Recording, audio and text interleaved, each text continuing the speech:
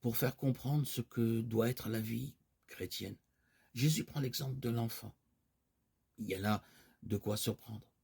Les disciples veulent chasser les enfants. Lui leur donne comme modèle la vie et le comportement des enfants.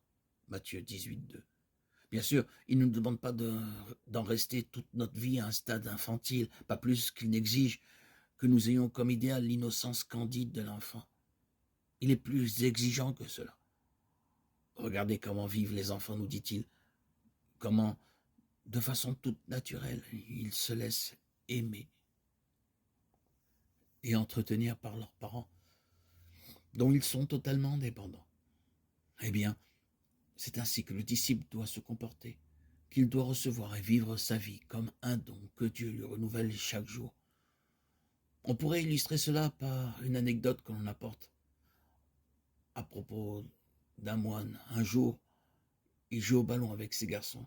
Quelqu'un lui demanda: si vous deviez mourir dans une demi-heure, que feriez-vous? Il répondit: je continuerai à jouer.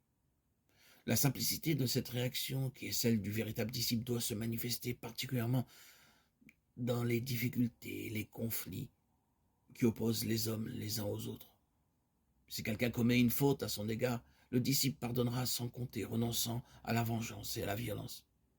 Il ne calculera pas l'avantage que son attitude pourrait lui procurer.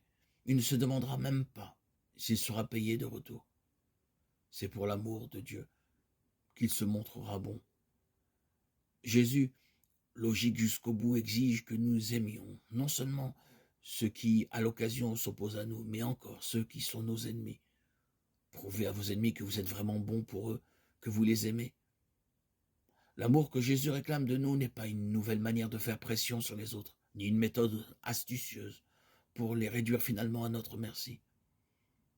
Il ne ressemble pas à ceux qui sont soucieux de briller aux dépens des autres, se rendant par là même insupportables.